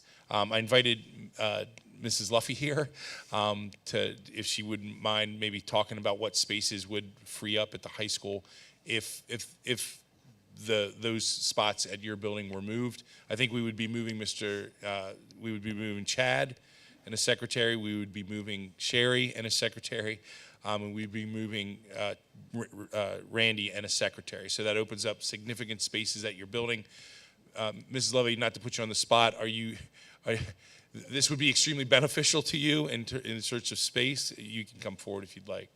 Yeah, so currently, Randy Bybie's office is back near Krista Bias's office, where he services many of our Keola students. So that additional space there, we would like to be able to utilize that for additional Keola students that come in throughout the day and get support from him and also our other Keola supervisor. We also have Sherry Woodall's office that I have put in a request for an additional environmental science teacher for this year. So because I would need an additional space for that person, I would be transitioning a special education teacher to Sherry Woodall's office. And then I would also like to move Krista Akers, our co-op coordinator, from a storage space that she's sharing with the athletic department into an actual office area where she could meet with employers in the community, students for their mini lessons that she provides, et cetera. Thank you, Ms. Luffy. And just one final note, not for you, thank you, would be if this comes to fruition, all district office personnel, with the exception of special ed, would be housed in this location, which would be extremely helpful to the management of the district and the informal conversations that usually take place. And we would have more space at the district office to have transportation and maintenance out there. So just wanted to let the board, remind the board of those conversations. My question is, I understand we need the building and everything. You say negotiate. I guess for me, negotiate means to buy. So it would be with the intention of getting an offer that Mr. Burkholder would be willing to accept, that would be within the confines of what the admin thinks would be, a judicious use of district funds. At that point, we would bring it back to the board, for approval. Are we going to do like a inspection? Are we going to get, the board, we're going to see the inspection, like the roof, the other things? So just like someone buying any property, we would do our due diligence on all that Then you bring it back stuff. to the board. Yeah, correct. Okay, thank you. Just to add one thing, and it was a concern of mine before, like parking. Has anyone looked into, just to make sure at the township, like the setbacks from Route 11 or like where the septic tank, that was a big red flag to me. It was just to make sure that we had enough space for all the people that we want to move there. In terms Correct. That I did make a call to the borough, the Franklin County Authority. I got tentative, not approval may not be the word, but our conversation led me to believe it wouldn't be difficult to add additional parking that we might need, okay. And that would not be something that they would oppose. Yep. Any further discussion? Yeah, I think we need a motion. I don't think we've done a motion yet. No, we haven't. I'm done. Bill threw me off. Apologize. You can blame Bill. I will. Is there a motion to approve item 5E? Move to approve. Second. Motion by Mr. Suters, second by Dr. Lyman. Now discussion. Continue with discussion. Sorry. Oh, I was just wondering if we shouldn't change the heading from purchase of property to discussion of the property. I mean, Valid point. When we go back on, it will be purchased property. This is the first step in purchasing the property. So, I mean, it is applicable. We are going down that road, but we don't have final approval. This literally is just to start that conversation. Additional conversation?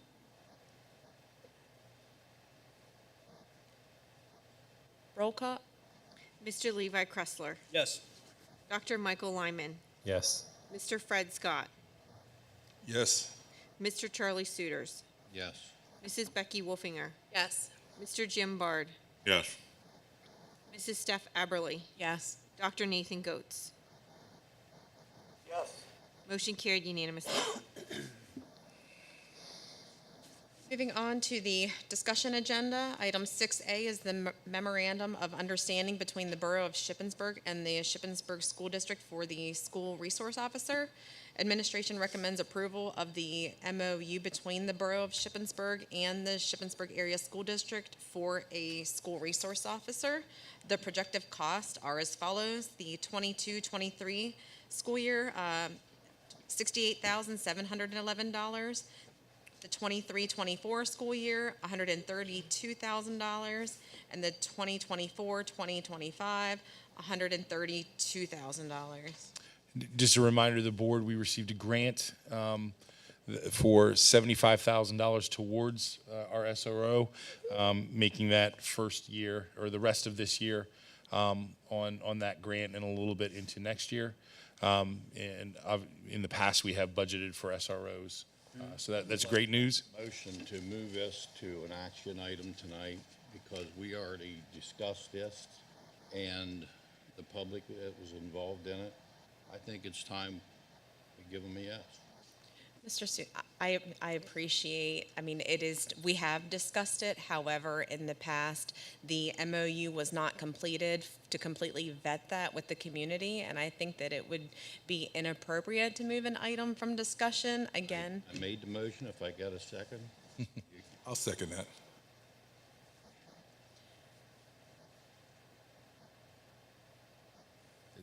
I guess we can. So I understand that the desire to get this off the ground as quickly as possible. Mr. Suters, you've made your motion. I would just, to Mrs. Eberly's point, we did not have financial numbers on the MOU previously. I would just caution the board about that. But they're under the estimate that they gave us. They're definitely under the estimates of different projects and presentations that we've seen. Yeah, Mr. Suters, I can be honest.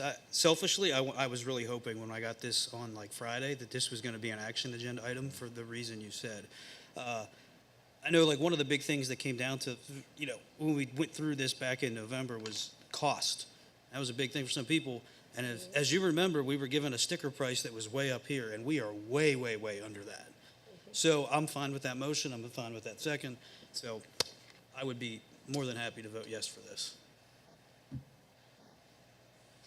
I just would really caution, this board, we don't get to pick and choose when we want to move something from discussion to an action item. And I don't want, in the future, feelings to be hurt when this happens. The only other question I would say to that is, other than the financial aspect, has anything changed in terms of the responsibilities that are laid out and all that thing? Because I remember getting that 2 weeks ago as a discussion item and reading over that whole thing, and everything, and correct me if I'm wrong, but everything seems the exact same other than the financials. That's where I'm like, okay, we've discussed this. We've really discussed it to death.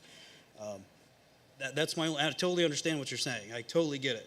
But the only thing that changed to me was the numbers that I'm aware of. Mr. Moyer, did anything else change in the MOU from the last meeting? No, and in fact, we got the blessing from both our legal counsel as well as the borough's legal counsel, so we're feeling really good about that. And after all the sessions that we've had with the borough, and they have really negotiated with us in good faith, and I really appreciate Christie's help along the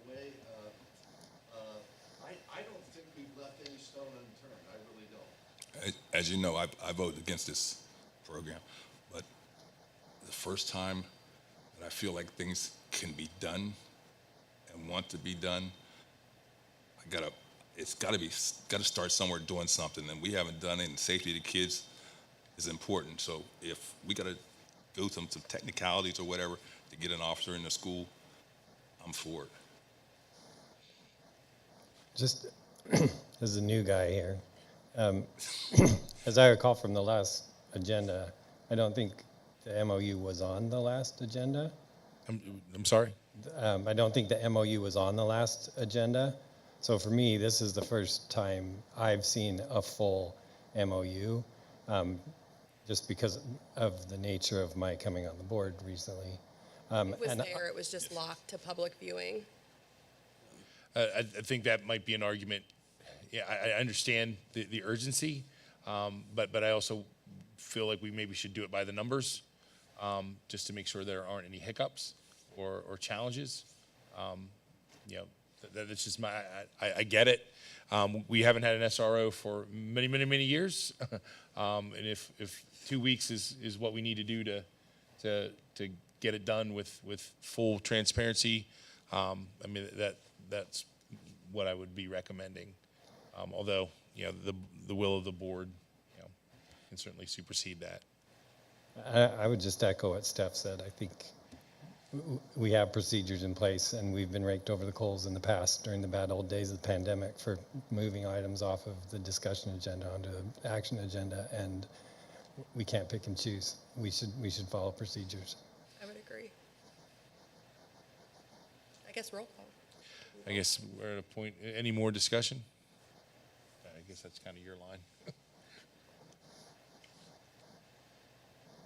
So a motion was made by Mr. Suitors to move discussion item 6A to an action item. Is there a second to that motion?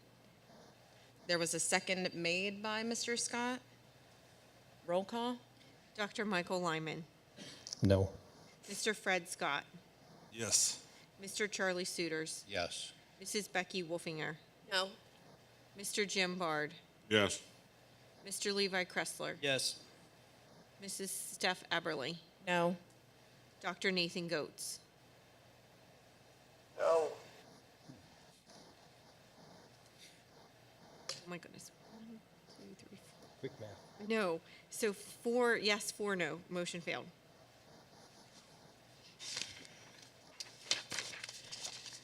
Moving on to discussion item, sorry, where am I on here? Papers are mixed up. Let's see. 6B, the memorandum of agreement between the Shippensburg Area School District and the Shippensburg Area Education Association. Administration will recommend approval of the attached memorandum of agreement between the district and the Shippensburg Area Education Association regarding waiving non-resident tuition fees for non-resident bargaining unit members who choose to send their children to the district. Discussion? If you do have any questions between now and the next meeting, you can reach out to Mr. August. 6C is the Pictures Plus Photography Contract. Administration recommends approval of the attached Pictures Plus Photography 5-year renewal agreement as the district's photographer for the period of the 2023 to 2028 school year. Shippensburg School District key stakeholders have been very satisfied with their services. Discussion? 6D, the MOU between Harrisburg Community College and Shippensburg School District. Administration recommends the approval of the MOU with HAC to participate in college in the high school. Shippensburg Area School District's course college algebra curriculum has been approved and will be taught by a high school teacher who has been accepted to offer course credit for the HAC course Math 103 for the 23-24 school year, and that MOU is attached. 6E, the new playground equipment for Nancy Grayson Elementary School. Administration recommends the approval of donations of the purchase and installation of new playground equipment at Nancy Grayson Elementary School in the amount of $70,099. The cost of the equipment and freight is $54,000, and installation cost is $15,900. If equipment and installation are both approved for this project, the district would see a savings of approximately $1,400 in freight, bringing the total cost down to approximately $68,699. Funding for this project would be as follows. There's a donation of $15,000 from the Greyhound Foundation, $10,000 from JLG Industries, a donation of $7,500 from the Nancy Grayson PTO, anonymous donation in memory of Zachary M. Cullen for a minimum of $5,000, and a donation of $3,000 from Mr. Philip Fegg. Administration is continuing to fundraise for this project, and additional funding is projected. Any funds not raised would be covered by the Shippensburg School District fund balance. That's good. 6F, request to form new clubs at the high school. Administration recommends approving the following requests to form new clubs at the high school. The Sashisthon Club, Mrs. Kimberly Yanish, the advisor, the Advanced Team Sports Club, Mr. Kyle Grove, and the Women's Empowerment Club as Mrs. Jennifer Mikesel as the advisor. The information regarding these clubs is attached.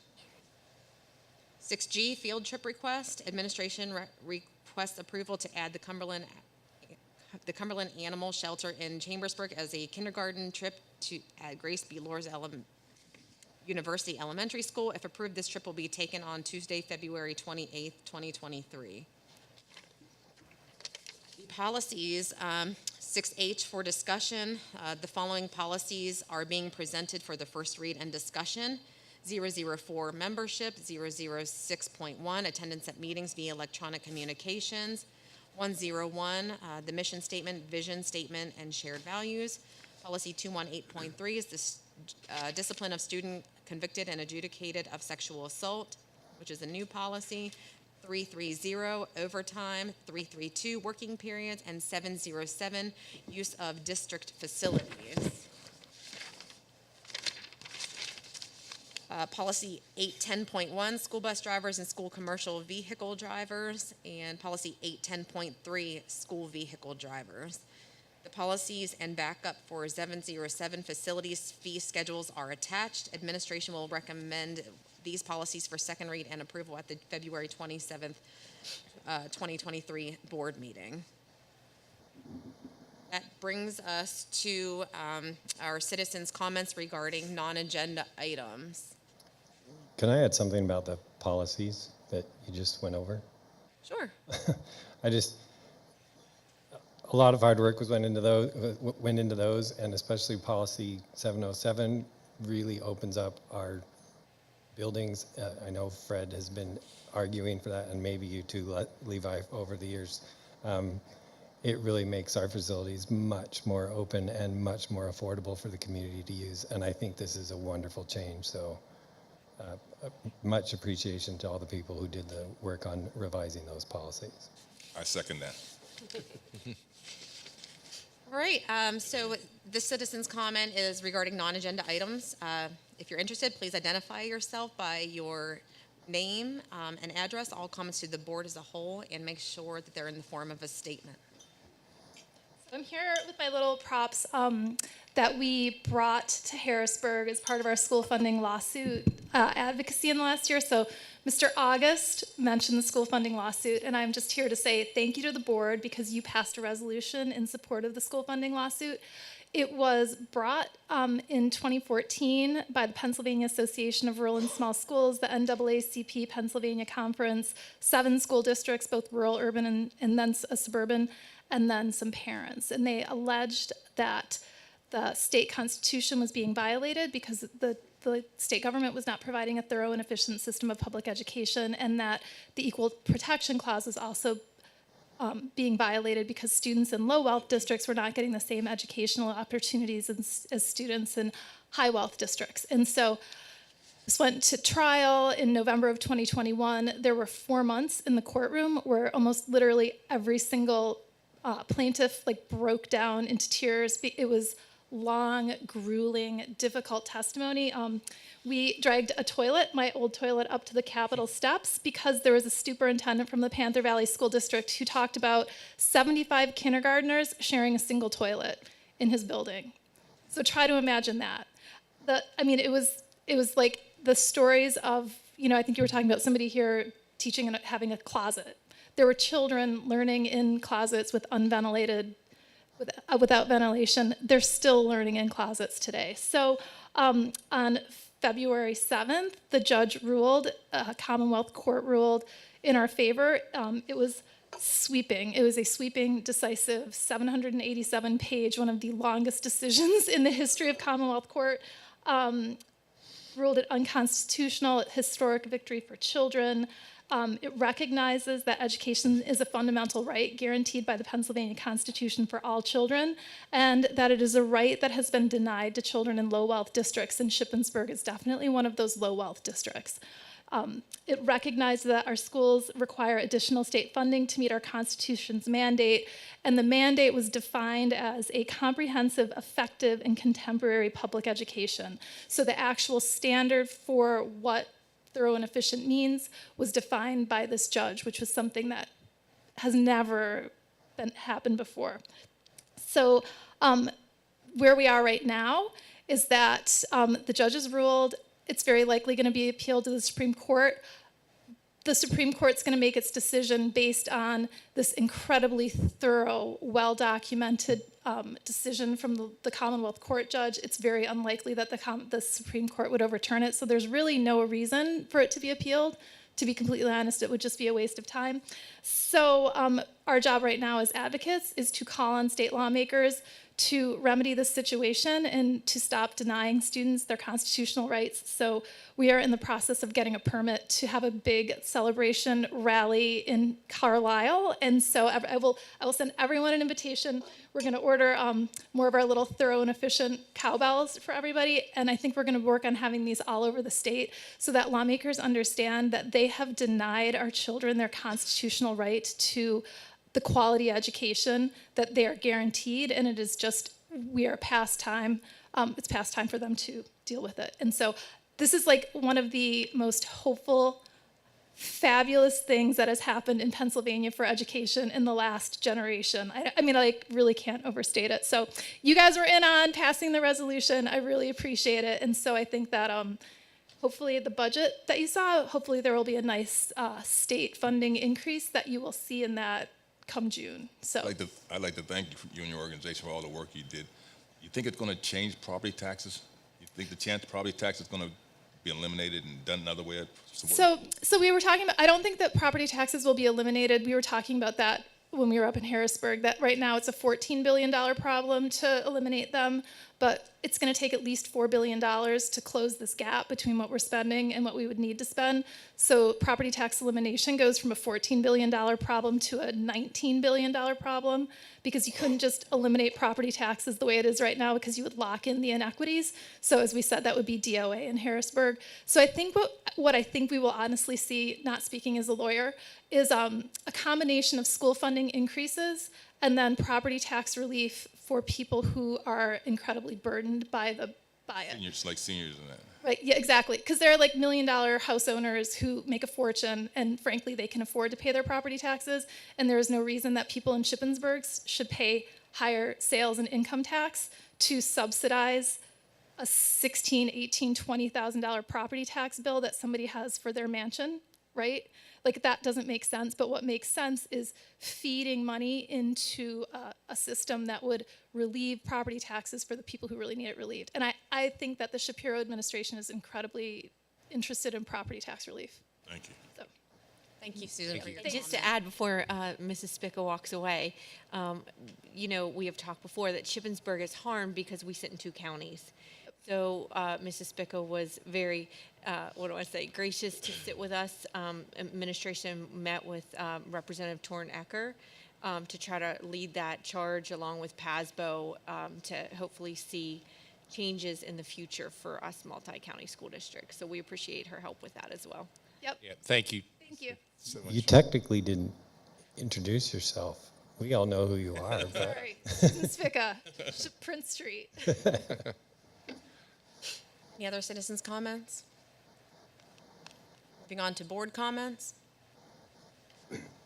Red, Mr. Scott, Can you start over here all the time? No, nothing. Mrs. Wolfinger. Can I make my motion now?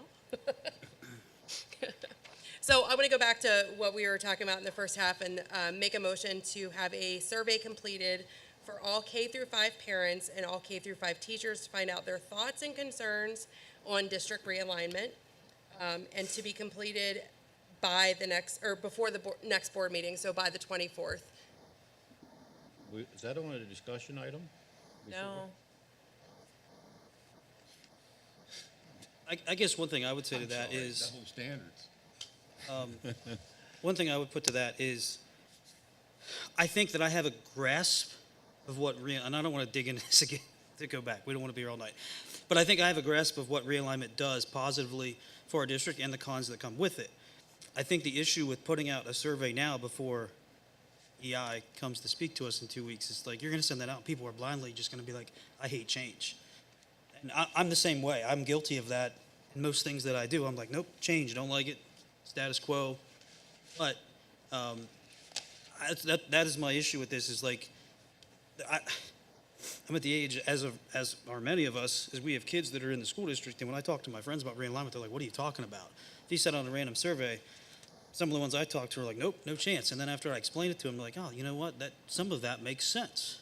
So I think that's a little, like, I don't hate the idea. I think we should definitely include the parents in this, but I think that maybe we should wait until after the next board meeting, when hopefully we get a full library full of people and 1,300 views or whatever it is on YouTube, and people are watching live and they can hear the pros and cons that come with it. I think that would be more productive than just putting it out now, giving people the chance to answer. So, to your point, Mr. Kressler, a clear definition of what we're exactly talking about with realignment, along with those pros and cons, input from building administration as well, can be part of our next committee of the whole. I don't know that we need a motion to do a survey. I mean, to your point, Mrs. Wolfinger, my plan was to use that thought exchange to capture those concerns from folks. And that was part of my original plan, if that was the direction we were going into as a board. I just think it's really important for us to make sure that we're getting community feedback and the teacher feedback. I mean, I'm in the schools every single last week, as well as, a couple other board members. And, I have nonstop talk with teachers, talk with parents about this subject. And, this has been a long conversation in Shippensburg for many years about district realignment. It's not a new subject. It's, a lot of people are very familiar with it. And I think that, recognizing the fact that, there are six board seats up for grabs this year, right? And so any decision that even myself included makes right now is going to affect the school district. I might not be here at the end of the year, right? I may not be on the board at the end of the year. And so I feel like the stakeholders, the true stakeholders, the teachers that are in these buildings, and the parents that are going to have to help their kids every 2 years transition from one building to another building, have to have feedback in this situation when I potentially will not be here sitting on the board for the aftermath of it. So whether we do, whether there's a motion made or not, I mean, I can certainly take that off the table. I just think it's very important for us to open the dialogue to this process and let people come and speak their truth in a way that, we're not dampening, we're not putting a damper on the teachers being a part of this conversation, because I know in the history of the district, it's always been very much looked down upon for a teacher to stand up for what they believe in. And I feel like they're the ones that need to have voices. They need to have voices as well as the community does. They absolutely will through a thought exchange. Okay. I don't think, It's fine. He's already agreed to, so I think that, we're I good. mean, I just the timeline, Ms. Wolfgang, I don't know quite matches up to be as quick turnaround on that, but somewhere in this process, we will absolutely do that. So like before we come to the table in March and are starting to make decisions. I think we can certainly do a thought exchange. So EI comes. We're currently running one right now with staff. I don't want to overburden them. So that 2 week window, we can certainly do that. So it sounds like to me, we meet again in 2 weeks, which is, I don't know, whatever the 27th. The 27th. So the EI comes. Hopefully, some building administrators come. Sherry obviously will have a big part in this, as will you. No pressure. But we have that meeting on the 27th, and I think You know, you mentioned earlier about voting on this whole thing at the second meeting of March. So that gives us a whole month to look over that, but also sending out a survey through Thought Exchange at the, like, 2 weeks from tomorrow, after our meeting in 2 weeks. Yep. 2 weeks for people to respond to it. We get that information back before the next discussion where we talk about it, and then we're voting 2 weeks after that. So I think that timeline is great. And I totally agree with you. We should include everybody. I'm a parent in the district too. I've got one that's not even close to starting school yet. So I totally understand, like, we should be including all stakeholders in this, but I just think that we need to make sure everybody gets a good opportunity to understand what they're saying yes or no for, whether they agree with it or not. Absolutely. Anyways, so my board comments. The playground equipment and all that stuff, I think that's a great example of showing what the community can do in terms of the small fundraising things for children. As we head forward and we hire the executive director position, and we get into grant writing and things like that, and finding donations, naming things. It was a policy tonight. I think that we see that we can do like big, awesome things as we expand that out. So kudos to all those people who donated for that. That is awesome. Thank you for that. And then the next thing I did want to say was, Sherry, thank you. I don't know if anybody specifically thanked you, but thank you for your work toward the grants for safety and security. I don't know the exact name of it, but I know that you were rushed to get that done, and like the timeline of events was tough. So I appreciate your work for that and securing that grant. Finally, Ariel had mentioned the swim team was involved in Mid-Penns this past weekend. The wrestling team, I think they probably got some kids, I don't know names, that are going to qualify for Mid-Penns, and then our sectionals, I think it is actually in wrestling, and then districts. Our basketball teams both qualified for the playoffs. So it's an exciting time as we finish up the winter sports season if you're a Greyhound fan. I have none tonight. So I just wanted to address or some comments regarding just the safety. You know, on next board meeting, there's going to be, I'm anticipating the approval of the SRO position. But after, some today's events, it kind of reiterated that it's high time to tighten up on the safety in all of our buildings. Last August, the safety committee met, and that was Mr. Scott, Mr. Kressler, and myself, along with Dr. Moyer, and we had spoke to discuss the PCCD grant and how we were going to spend that. And the committee had agreed to, initially we were going to do alarms. However, we met with Rowan, who recommended cameras that was kind of acting as like cameras, sensors, videos, to the point that you could literally plug in a perp's description and it would pull up individuals in proximity. It was also a motion detector, so if somebody came within the building or close, like the alarm would go off and the building administrator would be contacted.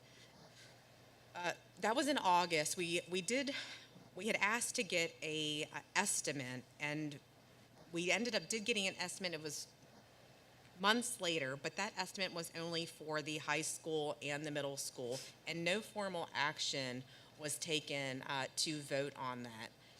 I'm asking the safety committee to either meet again or looking for an administrative recommendation to get cameras at all of our buildings. So to that point, we've reached out again to this vendor, and they've been non-responsive.